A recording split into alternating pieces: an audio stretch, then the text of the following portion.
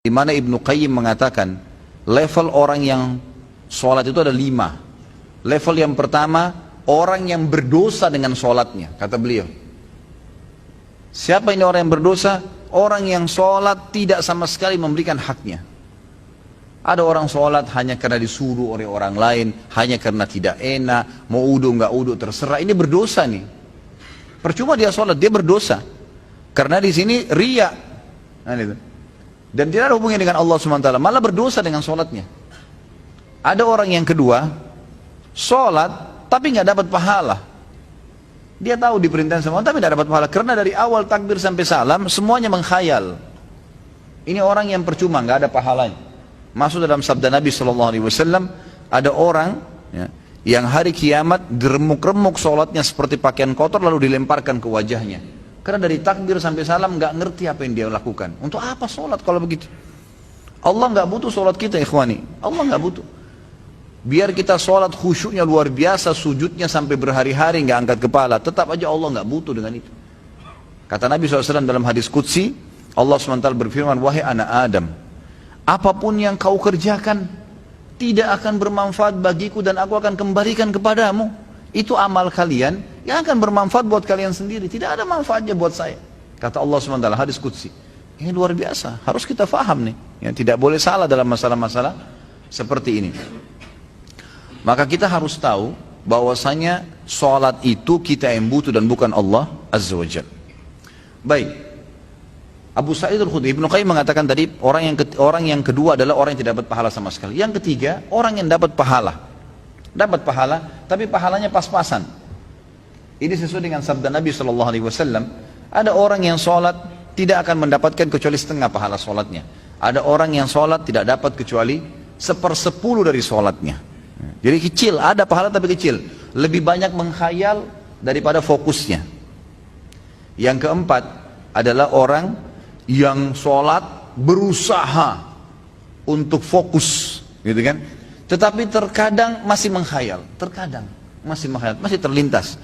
Maka ini lebih dominasi pahala yang dia dapatkan daripada hilangnya pahala. Karena kalau kita lagi baca Al-Quran atau kita lagi baca bacaan sholat, kemudian kita fokus, dapat konsentrasi, ikutin bacanya, dapat pahala terus per hurufnya, gitu kan? Pergerakan juga ada pahalanya. Tapi pada saat kita baca terus kita nggak sadar lagi menghayal, cuma lisan kita karena sudah terbiasa membaca, jadi ngucapin kena rutinitas, itu nggak ada pahalanya, gitu kan? Itu nggak ada pahalanya. Orang yang keempat ini adalah golongan orang yang dapat mayoritas pahala sholatnya, tapi masih ada yang hilang. Bedanya tadi dengan orang yang ketiga, mayoritas pahalanya hilang, cuma sedikit yang didapatkan, gitu kan? Terbalik. Yang kelima, ini yang luar biasa. Orang yang sholat, semuanya dari takbir sampai salam fokus. Bahkan kalau mereka sholat, mereka sudah lupa siapapun yang ada di sekitarnya. Mereka tidak perlu tahu tempat itu di mana mereka berada. Sampai pada tingkat itu. Abu Sa'id Al-Khudri radhiyallahu anhu dikatakan dalam riwayat dan masuk dalam poin yang kelima ini. Jadi bukan jangan anda katakan, oh susah orang kalau fokus sholat. Itu nggak ada susahnya. Asal dia mau, dia tahu dulu nilainya kadar sholat itu. Abu Sa'id Al-Khudri berkata radhiyallahu anhu, saya pernah disuruh oleh Nabi SAW menjaga pasukan di malam hari dan Nabi SAW sedang tidur bersama dengan pasukan. Maka saya pun sholat di semak belukar. Pada saat saya lagi sholat, tiba-tiba ada mata-mata musuh dari jauh itu yang memanah ke arah saya dan tepatnya jatuh di jantung saya. Di tengah-tengah dadanya jatuh di jantungnya. Dia bilang lalu keluar darah. Tetapi pada saat itu saya sedang sangat menikmati surah Al-Kahfi yang saya baca, sehingga saya tidak merasakan perihnya dan sakitnya anak panah itu. Tetap baca surah Al-Kahfi dengan tenang. Al-Kahfi mengalahkan itu semua, gitu kan? Lalu kemudian dia berkata, mata-mata itu melepaskan lagi anak panah yang kedua. Dilepaskan anak panah kedua, jatuh tepat di sebelahnya anak panah pertama, tergores, keluar darah lagi. Tetap saya masih belum merasakan sakitnya karena nikmatnya membaca surah Al-Kahfi. Sampai musuh itu melepaskan 9 atau 10 anak panah. Sasarannya semua hampir sama, di jantung. Dia bilang, kalau bukan karena saya khawatir, ini sudah mulai berat, ini 10 anak panah di dadanya. Dia bilang, kalau bukan saya khawatir saya terbunuh dengan anak panah selanjutnya, kemudian Nabi SAW dan sahabat-sahabat yang lain akan dibunuh oleh musuh, demi Allah saya akan selesaikan sholat saya dengan surah Al-Kahfi. Tapi karena saya khawatir tuh maka dia ruku. Dia bilang waktu saya ruku, kemungkinan mata-mata itu tahu kalau saya manusia. Tadi dia ragu. Kemudian dia lari dan tidak jadi menyerang pasukan muslimin. Tapi saksi bahasan kita bukan masalah perangnya.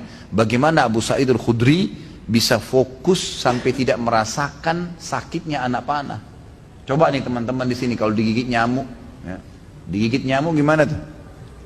Jangan kan digigit, baru suaranya sudah buyar semua konsentrasinya, gitu kan?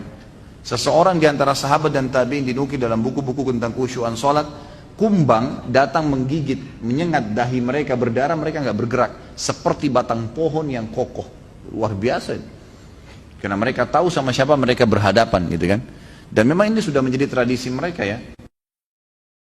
Bagaimana jikalau kita sholat tapi memikirkan level-level sholat seperti yang Pak Ustadz rincikan dengan pembahasan barusan, apa tetap dapat pahala? Level-level sholat apanya mesti dibayangkan?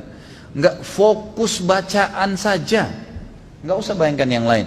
Alhamdulillahirrahmanirrahim, fokus ucapan diucapkan, telinga kita mendengar, mata kita dibuka lihat tempat sujud. Udah, renungi maknanya. Kalau enggak ngerti maknanya, maka kita ikutin bacaannya. Alhamdulillahirrahmanirrahim, kita dengar dengan kuping kita, gitu kan? Ar-Rahmanir-Rahim kita dengar. Masa kalau dengar musik bisa konsentrasi, dengar Quran tidak bisa, gitu ya?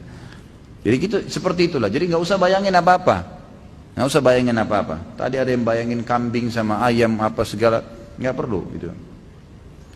Apakah level-level tipe sholat tersebut berkorelasi dengan level-level dosa yang telah kita lakukan? Dalam artian level 5 itu dosanya sedikit. Iya tentu saja. Karena itu memang ada hadis Nabi SAW. Ya. Jadi dosa itu bisa menghambat rezeki dan bisa menghilangkan atau mengurangi konsentrasi kepada Allah SWT. Malasnya kita ibadah justru karena adanya dosa. Salah satunya. Maka coba perbanyak istighfar. Perbanyak istighfar. Saya punya pengalaman pribadi, pernah saya belajar waktu saya masih SMA kelas 3 di kota Madinah pada waktu itu tahun 1993. Kemudian saya di masjid kampus lagi menghafal materi balaghah. Memang agak sulit waktu itu materinya. Saya coba hafal nggak bisa, lupa terus.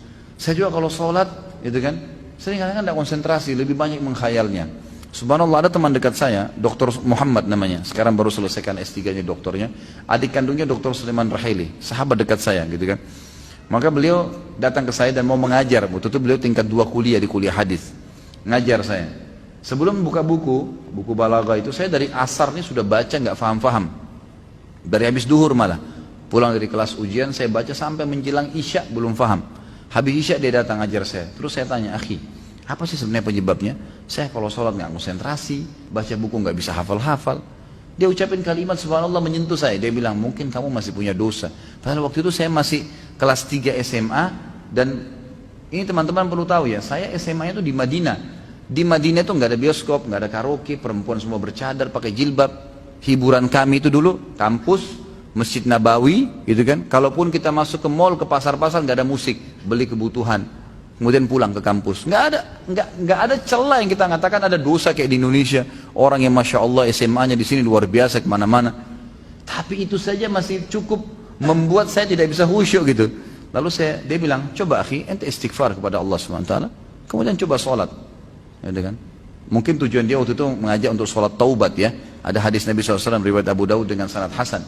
Tidak ada seorang hamba yang berbuat dosa, kemudian dia berwudu, lalu dia sholat 2 rakaat, lalu dia beristighfar, kecuali Allah ampuni dosanya. Maka saya astagfirullah wa atubu ilaih, saya berdiri, saya sholat. Waktu itu 2 rakaat menghadap kiblat, subhanallah. Begitu saya salam, ini pengalaman pribadi. Begitu saya salam, saya belajar dengan dia setengah jam, buku itu saya fahami. Setengah jam buku itu saya faham. Bahkan saya hafal hal-hal yang tidak saya hafal sebelumnya, yang sudah mungkin 6 jam saya belajar, gitu kan. Subhanallah. Saya jadikan patokan, ternyata memang dosa bisa jadi penghambat itu. Maka makin pekah, makin dekat dengan Allah SWT, maka makin berpengaruh kehusyuan tentunya.